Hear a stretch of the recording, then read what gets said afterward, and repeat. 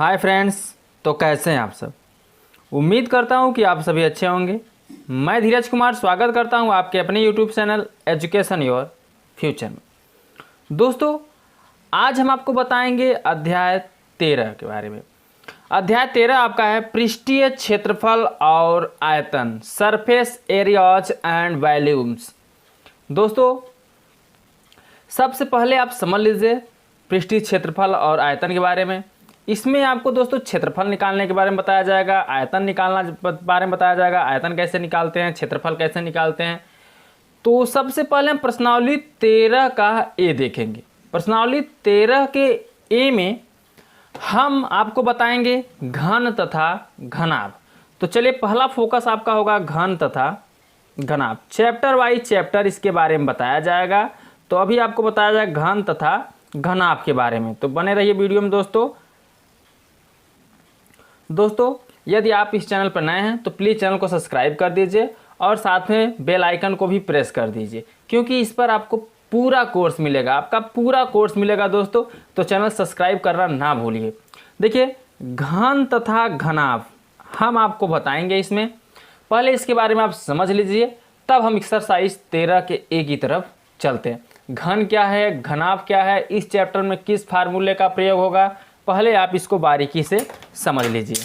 ठीक है दोस्तों, तो चलिए देख लेते हैं। पहले हम आपको बताएंगे घन के बारे में। ठीक है, देखिए यहां पे लिखिए घन। घन को क्या बोलते हैं इंग्लिश में? क्यूब। ठीक है, इसको क्या बोलते हैं? क्यूब बोलते हैं। तो पहले आप समझ लीजिए कि घन किसे कहते हैं। ठीक है, घन किसे कहते हैं ये आप पहले जान लीजिए, उसके बाद तब हम आगे बढ़ते हैं। तो ध्यान दीजिए दोस्तों, घन किसे कहते हैं? घन की जो होती है लंबाई, चौड़ाई, ऊंचाई, ये आपस में समान होती है। ठीक है, पहले आप घन को समझ लीजिए। देखिए, घन के सभी फलक जो होते हैं वो वर्गाकार होते हैं। चलिए हम लिख के बता देते हैं यहाँ पे। घन के सभी फलक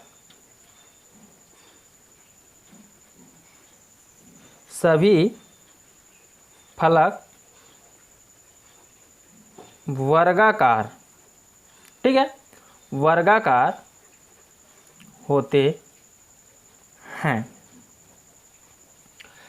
घन के सभी फलक वर्गाकार होते हैं तथा प्रत्येक फलक का क्षेत्रफल भी तब क्या होगा दोस्तों? समान होगा।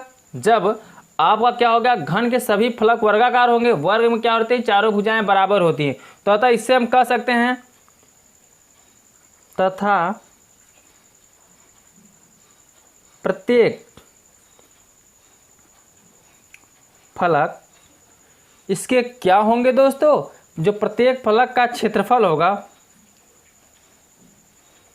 प्रत्येक फलक का क्षेत्रफल, ठीक है, प्रत्येक फलक का क्षेत्रफल भी क्या कर देंगे? इसमें समान कर देंगे। कि वर्गाकार में चारों भुजाएं समान होती हैं, तो जब सभी, तब इसके फलक भी सभी समान होंगे। ठीक, तो समान होता है। इतना समझ में आया? घन के सभी फलक वर्गाकार होते हैं तथा प्रत्येक फलक का क्षेत्रफल भी समान होता है। कहने का मतलब समझ रहे हैं? जैसे दोस्तों आप समझ लीजिए एग्जाम्पल में, जैसे लूडो का जो पासा होता है, ठीक है, पासा हो गया, सुडोकू हो गया। सुडोकू जो दोस्तों कलर मैच कराते हैं, आप देखे होंगे कि हाँ, उसको नचा नचा के कलर बनाते हैं। ठीक है, एक कलर का बनाते हैं, ठीक, उसी को हम सुडोकू बोलते हैं। तो घन के सभी फलक वर्गाकार होते हैं तथा प्रत्येक फलक का क्षेत्रफल भी समान होता है।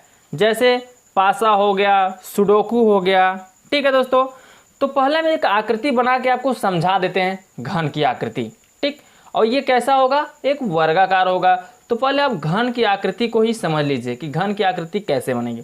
ठीक है, तो ये वर्गाकार होगा। तो वर्गाकार मतलब चारों भुजाएं इसकी जो होंगी वो क्या होंगी? बराबर होंगी। ठीक है, चलिए मैंने एक वर्ग यहाँ से आपको पहले एक घन बनाना सीखा। देखिए दोस्तों, ऐसे ही बनता है, देख लीजिएगा। अगर आपको नहीं बनाने आता तो ऐसे देख लीजिए। ठीक है, इसको इसमें मिला दीजिए। ऐसे इसको मिला दीजिए, इसको ऐसे मिला दीजिए, ये ऐसे, ठीक है। देखिए ये एक लूडो की तरह हो गया, लूडो की पासा की तरह हो गया, ठीक है। एक सुडोकू की तरह हो गया, जो कलर वाला होता है, कलर मिलाते हैं दोस्तों, ठीक। अब देखिए इसमें बोला है कि घन के सभी फलक वर्गाकार होते हैं, तो ये वर्गा चारों भुजाएं इसकी आमने सामने की सब क्या है दोस्तों, बराबर है, तथा प्रत्येक फलक का क्षेत्रफल भी इसमें क्या होगा, समान होगा। जब जाहिर सी बात है दोस्तों, जब ये वर्गाकार होगा तो इसके सभी फलक आपस में क्या होंगे, समान होंगे, ठीक है। जैसे हम इसको मान लें ए, ये आपका क्या हो जाएगा ए, ये हो जाएगा बी, ये हो जाएगा सी, ये हो जाएगा डी, तो इसको हम क्या मानेंगे ए डैश, इसको मान लेंगे बी डैश, इसको मान लेंगे सी डैश, और ये हो जाएगा आपका डी डैश, ठीक है। ये सभी आपस में क्या होंगे, बराबर होंगे, ठीक है। आप एक नीचे लिख लीजिए, नोट्स में लिख लेना चाहे तो, जैसे यहाँ पे लिख दीजिए, जब घनाभ की लंबाई, जब घनाभ की लंबाई और क्या, चौड़ाई, ये आपकी क्या हो जाएगी, यहाँ से यहाँ तक ये आपकी लंबाई हो जाएगी, ठीक है। और चौड़ाई क्या होगी दोस्तों, ये आपकी चौड़ाई हो जाएगी यहाँ से यहाँ तक। तो लंबाई क्या लिखेंगे, कामा चौड़ाई, और ये आपकी जो हो जाएगी दोस्तों ऊंचाई हो जाएगी, ठीक है। और क्या लिखेंगे, ऊंचाई। जब घनाभ की लंबाई, चौड़ाई और ऊंचाई समान हो, क्या बोला है, तो वर्गाकार में समान ही होंगे, तो यहाँ लिखिए समान हो, तब क्या होगा, देखिए समान हो तब क्या होगा, तो उसे हम क्या कहते हैं दोस्तों, घन कहते हैं। तो यहाँ लिखना चाहते, आप लिख दीजिए हो तो उसे घन कहते हैं, ठीक है, उसे क्या कहते हैं, घन कहते हैं। तो सिंपल सी भाषा में आप समझ लीजिए दोस्तों, जब कोई घन या घनाभ दिया रहा, जैसे कोई घनाभ रहे, उसकी लंबाई, चौड़ाई और ऊंचाई बराबर होगा, तो समझ लीजिए उसे हम क्या कहेंगे, घन कहेंगे। सिंपल सी भाषा में, जिस घनाभ की क्या हो दोस्तों, लंबाई, चौड़ाई, ऊंचाई समान हो, उसे हम घन कहते हैं, ठीक है। अब लंबाई, चौड़ाई, ऊंचाई समान होने का मतलब ही जान लीजिए दोस्तों। जब समान होगा तो क्या होगा, एल लंबाई होगा एल, चौड़ाई ब्रीथ बी, और ऊंचाई हाइट एच, ठीक है। ये आपस में क्या रहेंगे, बराबर रहेंगे, लेकिन जीरो के बराबर ये नहीं होने चाहिए, ठीक है दोस्तों। अगर यह जीरो के बराबर ऊंचाई हो जाएगा, या तो लंबाई कुछ भी हो जाएगा, चौड़ाई या ऊंचाई, अधिकतर हम ऊंचाई की बात करेंगे, यदि ऊंचाई आपका ये जीरो हो जाएगा, नगण्य रहेगा, तो एक आयतन वर्ग का रूप मतलब वर्ग बन जाएगा, ठीक है, घन नहीं बन पाएगा। इसलिए ये जीरो के बराबर नहीं होना चाहिए। तो लंबाई बराबर, ऊंचाई बराबर या चौड़ाई सब आपस में ये रहेंगे, क्या रहेंगे, बराबर रहेंगे, ठीक है, घन में। अब ध्यान दीजिए दोस्तों, इससे हम इसके बराबर यदि हम जीरो ना मान के कुछ और संख्या मान लें, जैसे कोर, ये सब इसके क्या होते हैं दोस्तों, जहाँ ये रेखाएं आके मिलती हैं, ये सब क्या होती हैं, कोर होती हैं, ठीक है। क्या होती हैं, कुल कोर होती हैं। तो चलिए देखिए, इसमें कुल कितने कोर हैं दोस्तों, 12 कोर होते हैं। ध्यान दीजिएगा, लूडो या सुडोकू जो लूडो खेलते हैं, पासा जो होता है लूडो का, उसमें कुल कितने कोर होते हैं, 12 कोर होते हैं, ठीक है। लूडो अगर आप खेलते हैं तो उसमें देखिएगा कुल 12 कोर होते हैं। तो चलिए पहले इससे हम एक फार्मूला निकाल लेते हैं, ठीक है। हम क्या करेंगे, लंबाई बराबर जो चौड़ाई है बराबर जो ऊंचाई है, उसके बराबर हम ए मान लेंगे, ठीक है। ए कोर होगा आपका, लंबाई बराबर चौड़ाई बराबर ऊंचाई बराबर ए हो गया। अब आप इसकी सहायता से एक फार्मूला निकाल लीजिए, वो भी क्या, ये जो दिया है आपका घन का संपूर्ण पृष्ठीय क्षेत्रफल निकालना। आपको जो पृष्ठ है घन का पूरा, इसका क्षेत्रफल निकालिए। तो इसका क्षेत्रफल निकालने के लिए आपको क्या करना होगा, चलिए दोस्तों हम बताते हैं। इस फार्मूले का अगर कहीं पूछे घन का क्षेत्र पृष्ठीय क्षेत्रफल ज्ञात करने के लिए, तो आपको इस फार्मूले का प्रयोग करना है। आपके सामने फार्मूला हम लिख दे रहे हैं, घन का संपूर्ण पृष्ठीय क्षेत्रफल, ठीक है। घन का संपूर्ण पृष्ठीय क्षेत्रफल, इसके लिए आपका फार्मूला क्या होगा दोस्तों, चलिए हम यहाँ पे लिख देते हैं 6a²। ठीक है, घन का संपूर्ण पृष्ठीय क्षेत्रफल बराबर क्या हो जाएगा 6a²। तो ये आपका एक मेन फार्मूला निकला है दोस्तों। जब आपसे घन का संपूर्ण पृष्ठ पूछेगा तो आपको इसी फार्मूले का प्रयोग करना रहेगा। वहाँ पे आपको कोर दिया रहेगा, ठीक है, तब आपसे पूछेगा घन का संपूर्ण पृष्ठ पूछेगा, तो आप इसी फार्मूले का प्रयोग करके इसको निकाल लेंगे। इस फार्मूले को आप लिख लीजिए दोस्तों। तो चलिए हम थोड़ा आगे बढ़ते हैं। जो आपका ए है, ए को हम क्या बोलते हैं, भुजा बोलते हैं, ठीक है, या कोर बोलेंगे। इसमें हम अधिकतर कोर के नाम से जानेंगे इसको, ए को। जहाँ कोर दिया रहेगा उसे हम ए लेके चलेंगे। इतना कन्फर्म। तो चलिए दोस्तों अब आगे चलते हैं। हम आपको घन के बारे में बता दिए हैं, ठीक है। अभी हम इसके डिफिनीशन के बारे में बता रहे हैं, इसका हम अभी परिभाषा बता रहे हैं आपको, ठीक है। अभी इसके हम फार्मूले के बारे में बताएंगे आपको। तो घन मिल गया आपको। अब चलते हैं घनाभ के पास। तो अब देखिए दोस्तों घनाभ, ठीक है, हमने देखा घन, अब आपको पढ़ना होगा घनाभ। घनाभ, ठीक। घन को इंग्लिश में क्या बोलते हैं, क्यूब, और घनाभ को बोलेंगे क्यूबाइड। क्यूबाइड, ठीक है। अब ध्यान दीजिए घनाभ किसे कहते हैं। घन के बारे में तो आपने जान लिया, चलिए ये भी जान लीजिए कि घनाभ किसे कहते हैं।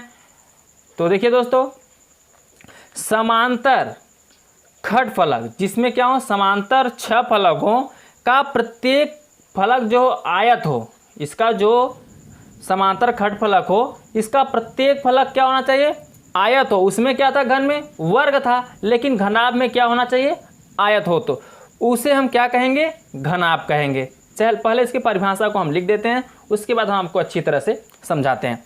जैसे लिखिए यहाँ पे, समांतर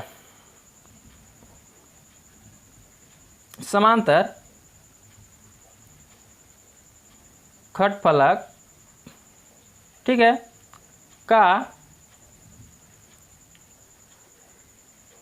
प्रत्येक, समांतर खड़ फलक का प्रत्येक फलक, ठीक, प्रत्येक फलक आयत हो तो,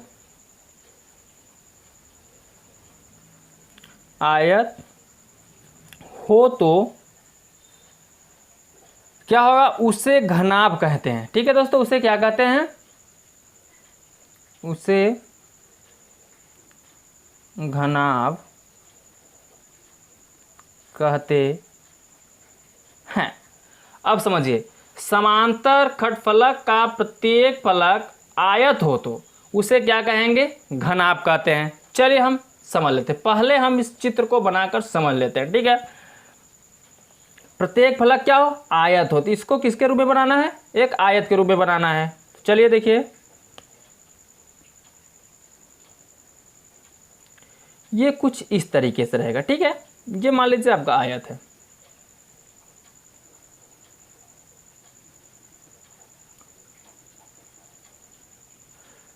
अब आपको ऐसे इसको मिला देना है। ये देखिए दोस्तों, आयत के बन गया, ठीक है, ये आपका तो बन गया, लेकिन ये किस रूप में बना है, एक आयत के। घन जो बना था वर्ग के रूप में बना था, लेकिन यह जो आपको बना है यह आयत के रूप में बना है, ठीक है। अब इसके जैसे आप एग्जाम्पल जानना चाहें तो हम एग्जाम्पल भी बता देते हैं। पहले आप इसके बिंदुओं को मान लीजिए, ठीक है। ये आपका क्या हो जाएगा, ए हो जाएगा, ये बी हो जाएगा, ये सी हो जाएगा, ये क्या हो जाएगा, डी, ये आपका आ जाएगा ए डैश, ये हो जाएगा बी डैश, ये सी डैश, ये क्या हो जाएगा, डी डैश, ठीक है। आप इसको पहले मान लीजिए। अब ध्यान दीजिए, हमने आपको बताया था कि घन के सभी फलक जो होते हैं क्या होते हैं, वर्गाकार होते हैं, लेकिन जो घनाभ के फलक होंगे वो क्या होंगे दोस्तों, आयताकार होंगे, ठीक है। अगर आपसे पूछा जाए कि घन के फलक कैसे होते हैं, तो घन के फलक होते हैं दोस्तों वर्गाकार, लेकिन घनाभ के फलक पूछा जाए तो घनाभ के जो फलक होते हैं वो क्या होते हैं, आयताकार होते हैं, ठीक है। चलिए देखिए, इसके भी एग्जाम्पल जानना चाहते हो तो जान लीजिए इसके क्या क्या एग्जाम्पल हैं।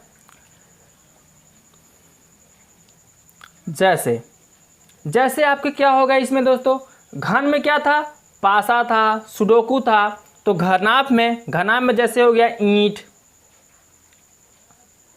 ठीक है, माचिस का डिब्बा, या संदूक, लिखते चलिए, संदूक हो गया, ठीक है, कमरा हो गया आपका, ठीक, ईंट हो गया, संदूक हो गया, कमरा हो गया, माचिस, माचिस भी होता है आपका दोस्तों, ठीक। इसी प्रकार तमाम प्रकार की होंगी। माचिस मतलब माचिस का जो डिब्बा होता है, माचिस का, ये मत समझिए कि माचिस क्या, माचिस की डिब्बी की बात करें, ठीक है। हाँ लिख भी दीजिए भैया, नहीं तो आप क्या लिखेंगे। माचिस की डिब्बी जो होती है उसको, वो क्या होता है दोस्तों, एक घनाभ के आकार का होता है, ठीक है। आदि कर दीजिए। अगर आपके दिमाग में और कोई एग्जाम्पल चल रहा है तो उसको भी लिख सकते हैं। ईंट हो गया, संदूक हो गया, कमरा हो गया, माचिस की डिब्बी आदि, ये सब क्या है, घनाभ के उदाहरण है, ठीक है।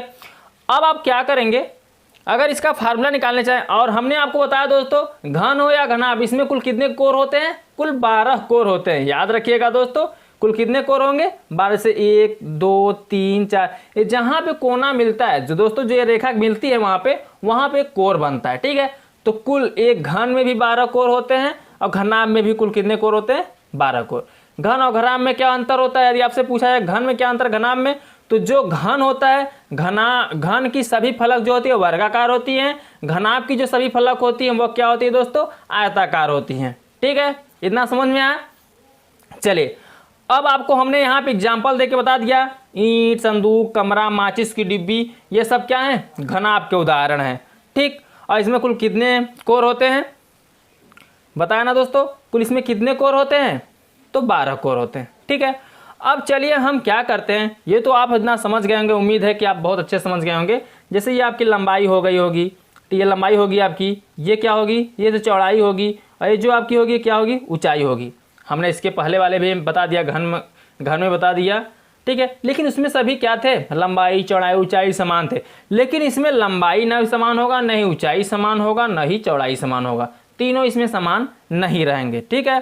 तो अगर आप इसका फार्मूला निकालना चाहें, चलिए हम आपको फार्मूला बता देते हैं, तब चैप्टर की तरफ चलते हैं, ठीक है। तो पहले हम इसका विकर्ण निकाल लेते हैं, ठीक है। किसका विकर्ण निकाल लेते हैं, घनाभ का। तो यहां लिखिए दोस्तों, घनाभ का विकर्ण,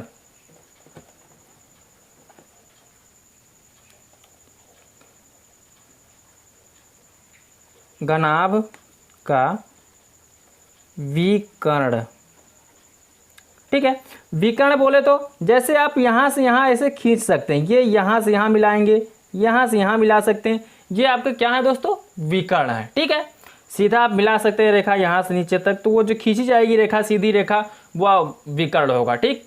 तो घनाभ का विकर्ण जो होगा उसको निकालने के लिए क्या करेंगे आप, रूट में लिखेंगे क्या, लंब का स्क्वायर, ये जो लंबाई है आपकी, ये लंबाई हो जाएगी एल का स्क्वायर, प्लस क्या हो जाएगी, चौड़ाई बी स्क्वायर, प्लस क्या होगा दोस्तों, ऊंचाई एच स्क्वायर, ठीक है। घनाभ का अगर विकर्ण आपसे पूछेगा तो करनी के अंदर लिखेंगे लंबाई का स्क्वायर प्लस चौड़ाई का स्क्वायर प्लस ऊंचाई का स्क्वायर। इसलिए लग रहा है क्योंकि इसमें दो आयत बन रहे हैं, इधर से देखिए ये भी एक है फलक, यहाँ से नीचे से भी एक फलक बन रहा है, इसलिए यहाँ पे स्क्वायर लग गया, ठीक है। अब क्या करना है, चलिए ध्यान दीजिए, इस फार्मूले को आप लिख लीजिए, घनाभ का विकर्ण, ठीक है। इस फार्मूले को भी आप लिख लीजिए क्योंकि इस एक्सरसाइज में बहुत काम में आने वाला है, ठीक है। तो चलिए हम नेक्स्ट फार्मूले की तरफ चलते हैं। देखिए घनाभ का विकर्ण हो गया, अब हम घनाभ का क्या निकालेंगे, संपूर्ण पृष्ठीय क्षेत्रफल। घन का निकाला हमने 6a स्क्वायर, अब हम निकालेंगे घनाभ का। चलिए दोस्तों पहले घनाभ का निकाल लेते हैं। तो यहाँ लिखिए घनाभ का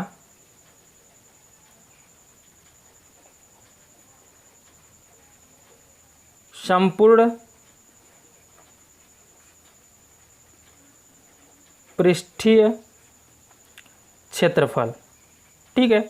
तो घनाभ का जो संपूर्ण पृष्ठीय क्षेत्रफल होगा वो है आपका क्या होगा, ये आपका होगा दोस्तों, दो कोष्ठक में क्या होगा, लंबाई गुणते चौड़ाई यानी एल बी प्लस, फिर क्या होगा चौड़ाई गुणते ऊंचाई, तो यहाँ बी एच प्लस, फिर क्या होगा दोस्तों ऊंचाई गुणते लंबाई, तो एच एल, ठीक है। यहाँ से आपका फार्मूला निकलेगा घनाभ का संपूर्ण पृष्ठीय क्षेत्रफल। जब भी आपसे पूछा जाए घनाभ का संपूर्ण पृष्ठीय क्षेत्रफल ज्ञात कीजिए, तो आपको इसी फार्मूले का प्रयोग करके निकाल लेना है, ठीक है। चलिए यहाँ पे हम लिख देते हैं इसको। आप फार्मूला लिख लीजिए दोस्तों, बहुत इंपॉर्टेंट है आपके लिए। ये सब फार्मूले का यूज वनडे एग्जामों में बहुत ज़्यादा होता है दोस्तों। यदि आप किसी वनडे एग्जाम का तैयारी करेंगे तो यहाँ से क्वेश्चन बहुत ज़्यादा ही पुटअप किए जाते हैं, इसलिए इस चैप्टर को बहुत मजबूत रखिए, बेस पहले से मजबूत रखिए दोस्तों, ताकि आगे चल के आपको कोई प्रॉब्लम ना आए। तो घनाभ का संपूर्ण पृष्ठीय क्षेत्रफल हो गया। अब हम क्या निकालेंगे दोस्तों, घनाभ का विकर्ण की लंबाई निकाल लेते हैं। ठीक है, चलिए घनाभ के विकर्ण की लंबाई। ठीक है, तो घनाभ के विकर्ण की लंबाई क्या होगी दोस्तों, ये फार्मूला भी यहाँ पे मैं लिख दे रहा हूँ, एक कर्ण के अंदर 3। ठीक है, फार्मूला सभी लिख लीजिए दोस्तों, क्योंकि अब बहुत काम में आने वाला है, बार बार हम आपको बता रहे हैं कि लिख लीजिए लिख लीजिए। चलिए, घनाभ के विकर्ण की लंबाई जो है एक कर्ण के अंदर 3। अब क्या बचा दोस्तों, ये घनाभ के विकर्ण की लंबाई, एक कर्ण के अंदर हमने क्या लिखा, कर्ण के अंदर 3, और घन के विकर्ण की लंबाई भी यही होगी। घनाभ हो या घन हो, वो एक कर्ण के अंदर 3 दोनों का वही होगा। ठीक है, घन के विकर्ण की लंबाई एक कर्ण के अंदर 3। यहाँ आप घन लिखें, यहाँ आप घनाभ लिखें तो घन भी कर सकते, चाहे घन का लगाए चाहे घनाभ का। ठीक है, दोनों भी कर सकते हैं। घनाभ के विकर्ण की लंबाई एक कर्ण के अंदर 3, घन के विकर्ण की लंबाई पूछेगा तब भी आप क्या लिखेंगे, एक कर्ण के अंदर 3 लिखेंगे। इतना समझ में आ गया। अब ध्यान दीजिए दोस्तों, घन का आयतन निकाल लेते हैं। ठीक है, अब चलिए हम यहाँ से निकाल लेते हैं घन का आयतन। तो घन का आयतन को हम किससे प्रकट करते हैं दोस्तों, v से व्यक्त करते हैं। ठीक है, घन का आयतन क्या होगा, v, और इसका फार्मूला क्या होगा, लंबाई गुणित चौड़ाई गुणित क्या होगा, ऊंचाई। ठीक, घन का आयतन का फार्मूला क्या निकलेगा, लंबाई गुणित चौड़ाई गुणित ऊंचाई। चलिए, ये आपका एक फार्मूला निकल गया घन के आयतन का। ठीक है, घन के आयतन का फार्मूला है लंबाई गुणित चौड़ाई गुणित ऊंचाई। अब इसमें आप एक लास्ट फार्मूला लिख लीजिए, घन का आयतन, घन का आयतन क्या हो, v। घन का आयतन क्या होगा, v, और जिसका कोण क्या हो, घन का आयतन v, जिसका कोण है क्या, a। कोण क्या होता है, a। तो वहां से घन का आयतन का फार्मूला क्या निकलेगा, तो घन का आयतन यानी क्या, v। ठीक है, घन का आयतन क्या होगा, v बराबर यहाँ से फार्मूला निकलेगा a क्यूब। ठीक है दोस्तों, v बराबर क्या निकलेगा यहाँ पे, a क्यूब। चलिए, ये आपका एक फार्मूला निकल गया घन के आयतन का। घन का आयतन अगर पूछेगा तो कोण दिया रहेगा, तो इसी फार्मूले का हम प्रयोग करेंगे, घन का आयतन बराबर v बराबर a क्यूब। ठीक है दोस्तों, तो आई होप कि ये फार्मूला आपने लिख लिया होगा। चलिए, अब हम चैप्टर की तरफ चलते हैं, प्रश्नावली 13 का a। तो दोस्तों, प्रश्नावली 13 के a की तरफ चलते हैं और हम वहां से स्टार्ट करेंगे क्वेश्चन नंबर 1 से।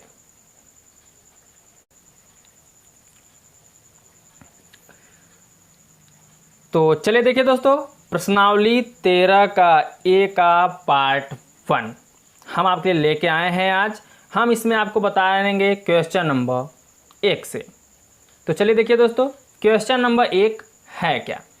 क्वेश्चन नंबर 1 में बोला है, यदि एक घन की एक कोर 12 सेंटीमीटर हो। हमने अभी आपको बताया दोस्तों, फार्मूले में कोर को किससे व्यक्त करेंगे हम, a से। ठीक है, तो a कितना दिया है, 12 सेंटीमीटर। जो दिया क्वेश्चन में उसको आप लिख लीजिए। तो a बराबर इसमें दिया है 12 सेंटीमीटर। तो घन के विकर्ण का मान ज्ञात कीजिए। आपको इसमें क्या ज्ञात करना है, घन का विकर्ण। घन का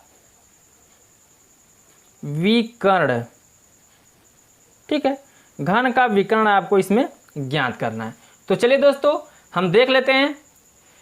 आपको दिया है a बराबर 12 सेंटीमीटर, यानी कोर आपको दिया है, घन का विकर्ण आपसे पूछा है। तो चलिए दोस्तों, आपको हमने एक फार्मूला बताया था कि घन का विकर्ण बराबर होता है एक करनी के अंदर 3। उसी फार्मूले के प्रयोग से इस क्वेश्चन को हम क्या करेंगे, हल करेंगे। ठीक है, तो यहाँ लिखिए घन का विकर्ण। तो घन का विकर्ण बराबर क्या होता है दोस्तों, एक करनी के अंदर 3 होता है। ठीक है, एक करनी के अंदर 3।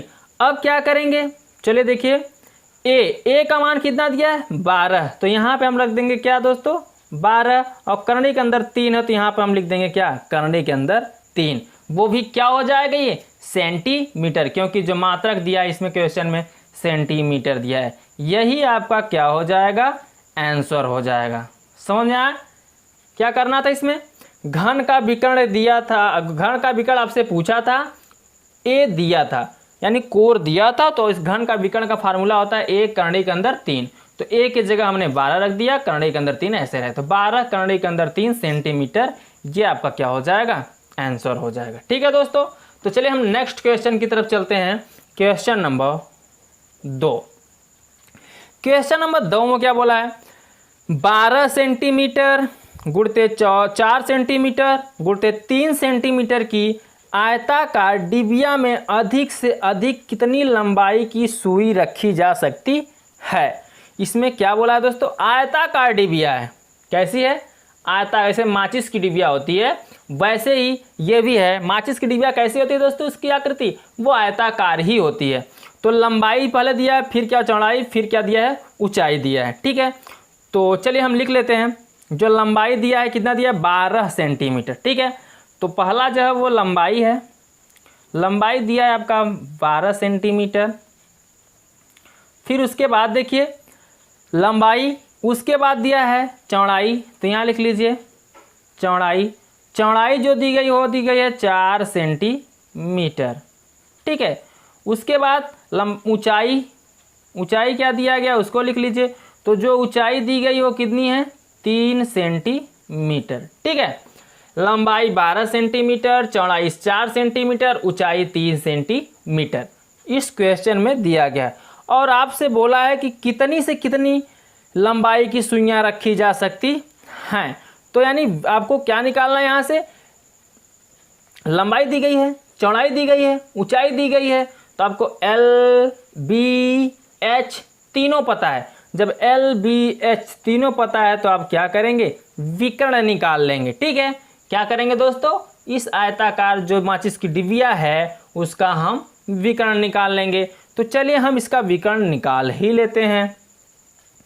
तो हमने आपको भी फार्मूले में बताया कि जो घनाभ का विकर्ण होता है वो क्या होता है, वो घनाभ की आकृति ही ले रही है। तो लिखिए घनाभ का विकर्ण। ठीक है, तो घनाभ का विकर्ण बराबर जो होगा, करनी के अंदर क्या हो जाएगा, L square plus V square plus क्या, H स्क्वायर। ठीक, अब इसमें आपको क्या करना है, सभी को रख दें। L यानी लंबाई, लंबाई कितना दिया है करनी के अंदर 12 का स्क्वायर प्लस चौड़ाई, चौड़ाई कितना दिया है 4, तो यहाँ क्या लिखेंगे 4 का स्क्वायर प्लस फिर क्या दिया, ऊंचाई, ऊंचाई कितना दिया है 3, तो यहाँ लिखेंगे 3 का स्क्वायर। इतना समझ में आया। अब क्या करेंगे आप, चलिए देखिए, अब 12 का वर्ग कर दीजिए। जब 12 का वर्ग करेंगे तो 12 पर हमें कितना हो जाएगा 144 प्लस 4 का वर्ग 4 चौके 16 प्लस 3 त्रिका 9, जोड़ लीजिए इसको।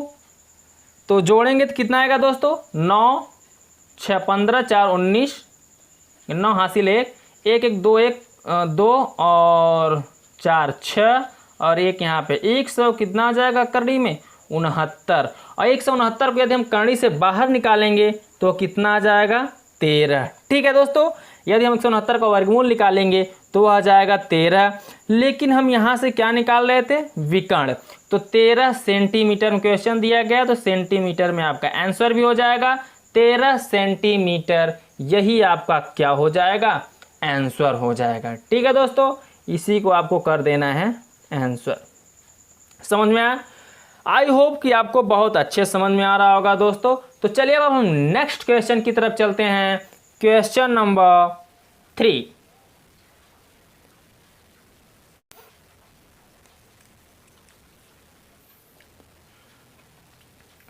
अब देखिए दोस्तों, क्वेश्चन नंबर 3। क्वेश्चन नंबर 3 में क्या बोला है, देखिए दोस्तों, इसमें बोला है एक आयताकार ठोस की लंबाई चौड़ाई से 2 गुनी और ऊंचाई से 3 गुनी है और उसका आयतन 36 घन सेंटीमीटर है, तो चौड़ाई क्या होगी। आपसे इसमें क्या बोला गया, चौड़ाई बताने के लिए। तो चलिए दोस्तों, हम चौड़ाई निकाल लेते हैं। तो जो जो दिया गया है उसको लिख लीजिए, और लिखने का मतलब है जो जो पहले हम क्या करेंगे, इसमें लंबाई चौड़ाई और ऊंचाई हम मान लेंगे। ठीक है, क्योंकि ना आपको लंबाई पता है, ना चौड़ाई पता है, ना ऊंचाई पता है। उसको यदि हम मान लेंगे तो जैसा बोला वैसा करते चलेंगे। ठीक है, तो यहाँ लिखे हल। हल लिखने के बाद हम क्या करेंगे, इसको मान लेंगे। ठीक है, तो यहाँ लिखे माना क्या आयताकार जो ठोस की लंबाई है, माना आयताकार ठोस की लंबाई। तो जो आयताकार ठोस की लंबाई है वो क्या निकलेगी, L। ठीक है, आयताकार ठोस की लंबाई क्या हो जाएगी, L। और चौड़ाई क्या हो जाएगी, यहाँ मान लीजिए चौड़ाई भी। तो जो आपकी चौड़ाई होगी वो क्या होगी, B। और ऊंचाई क्या होगी, H। तो यहाँ पे लिख दीजिए ऊंचाई। ऊंचाई बराबर क्या मिलेगा, H। ठीक है, अब क्या करना है, बोला है कि लंबाई चौड़ाई से कितने गुनी है, 2 गुनी। तो हल करिए दोस्तों, देखिए लंबाई है L, चौड़ाई है क्या B। लंबाई चौड़ाई से कितने गुनी है, 2 गुनी। तो 2 गुनी कौन है, लंबाई है। यदि हम चौड़ाई में 2 से गुणा कर दें तो ये लंबाई और चौड़ाई आपस में क्या हो जाएगा, बराबर हो जाएगा।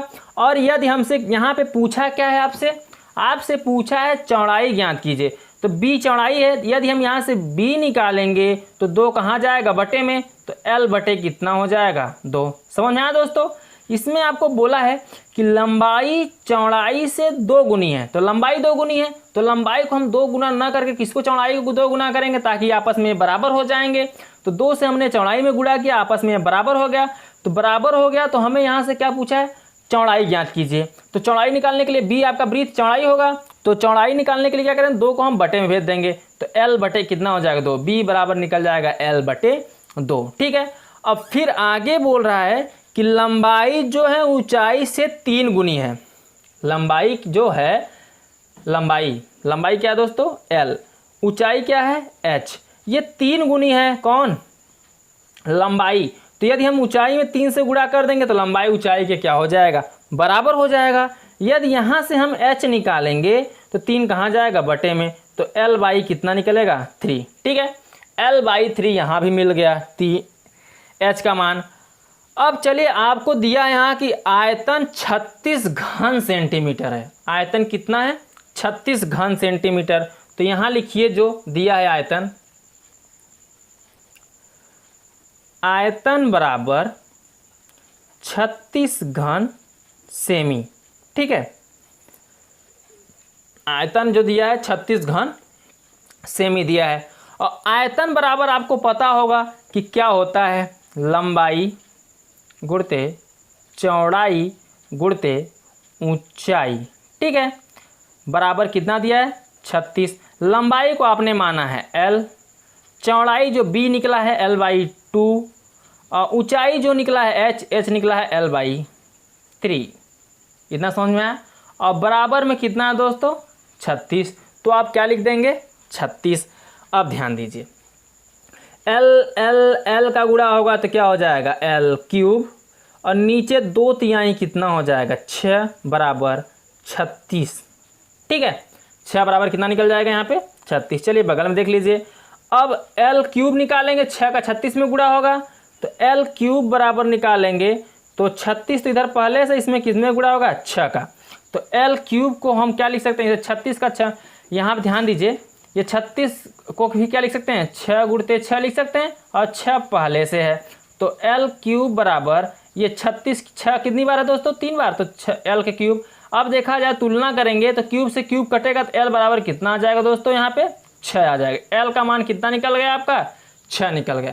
जब एल का मान निकल गया तो आपसे पूछा क्या है, चौड़ाई पूछा है, तो चौड़ाई b बराबर l/2 होता है, तो यहाँ निकालिए b बराबर, यहाँ लिखिए दोस्तों शुरू में क्या निकाले हैं, यहाँ पे ध्यान दीजिए b बराबर l/2, तो b ऐसे रहेगा, चौड़ाई b है, चौड़ाई निकालना ही है ब्रीथ।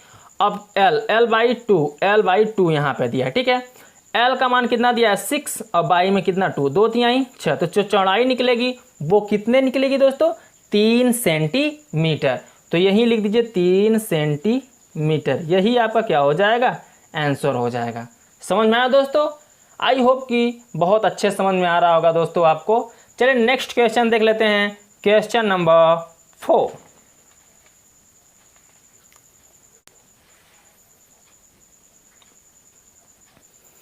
अब देखिए दोस्तों क्वेश्चन नंबर 4, क्वेश्चन नंबर 4 में क्या बोला है, इसमें बोला है धातु के 3 घनों की कोरें 2, 12 और 16 डेसीमीटर हैं, इनको गलाकर एक घन में बदल लिया जाता है।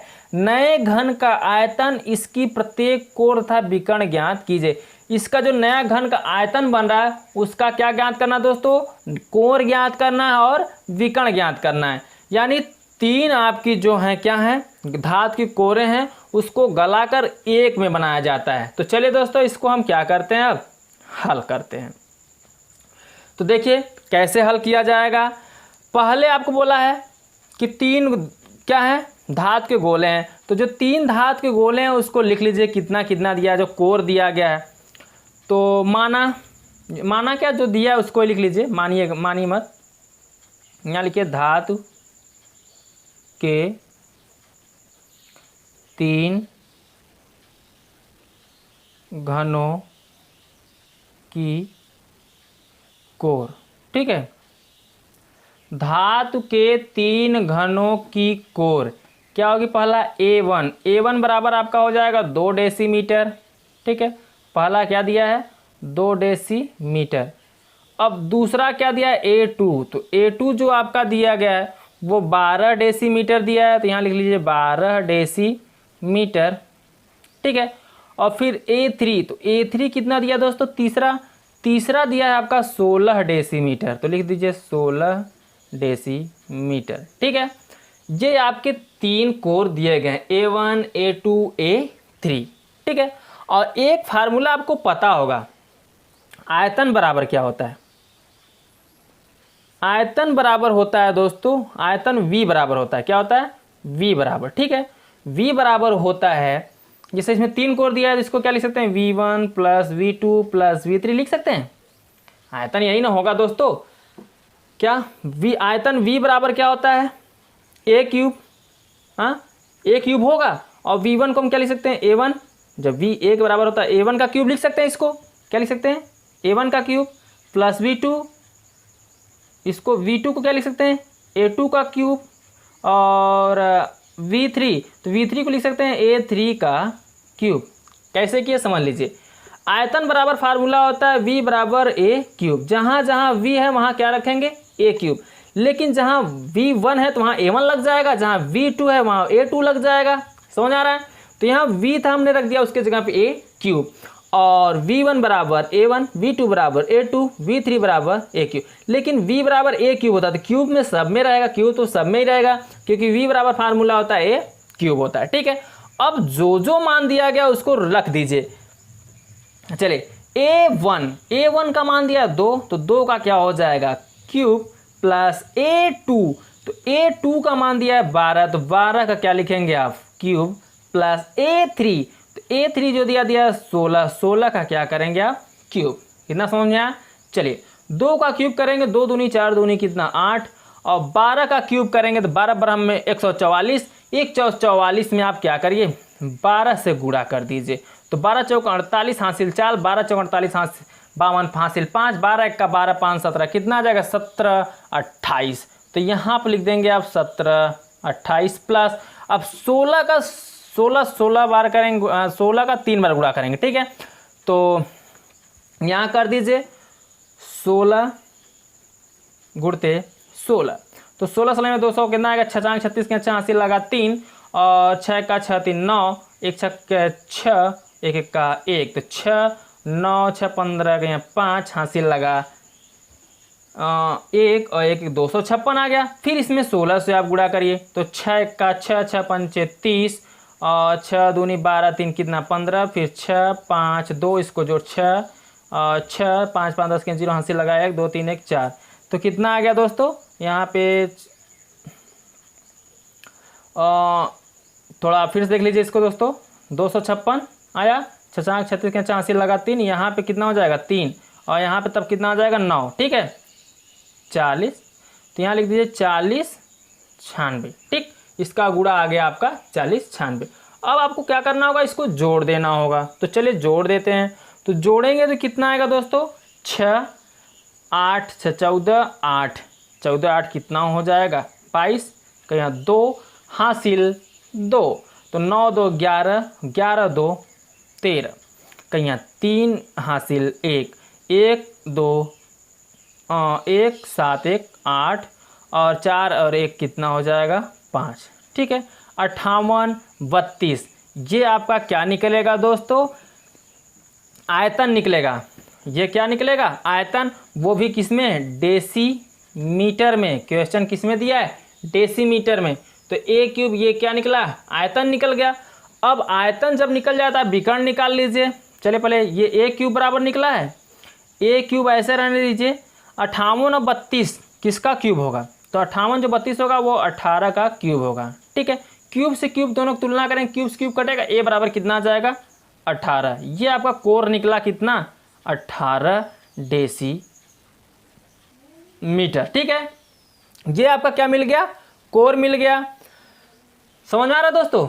ये आप फिर आपसे क्वेश्चन ने पूछा क्या है, कोर भी मिल गया, लेकिन इसकी प्रत्येक कोर तथा विकर्ण ज्ञात कीजिए। तो विकर्ण पूछा है आपसे, तो विकर्ण निकालने के लिए हमने आपको फार्मूला क्या बताया है, एक करंडी के अंदर 3, तो ए का मान निकला 18 और करंडी के अंदर कितना हो जाएगा 3, ठीक है। ये जो ए का मान निकला है कितना निकला है 18 निकला है, और करंडी के अंदर ये कितना हो जाएगा 3 डेसीमीटर। तो आपको विकर्ण भी मिल गया और क्या, कोर भी मिल गया 18, और एक करंडी के अंदर 3 निकालेंगे तो ए का मान 18 दिया, ठीक है। समझ में आया दोस्तों कैसे हुआ। आई होप कि आपको बहुत अच्छे समझ में आया होगा दोस्तों आज के लिए बस इतना ही। वीडियो पसंद आया है तो वीडियो को लाइक करिए, शेयर करिए, कमेंट करिए, ठीक है। और कमेंट करना ना भूलिए दोस्तों, आप अपना राय जरूर दिया करिए, ताकि मुझे भी लगे कि हाँ आपको क्या समझ में आ रहा है, किस क्वेश्चन में कोई दिक्कत परेशानी है, कि हमने अच्छे से आपको समझा पाया नहीं पाया, मुझे भी तो पता चले दोस्तों। प्लीज़ आप कमेंट जरूर किया करिए दोस्तों। आप सब्सक्राइब भले ही मत करिए, लेकिन आप कमेंट जरूर करिए, ठीक है। तो दोस्तों आज के लिए बस इतना ही। बने रहिए मेरे साथ, इस चैनल के साथ जुड़े रहिए। अब हम आपसे मिलेंगे अगले वीडियो में, तब तक के लिए बाय बाय, जय हिंद, जय भारत।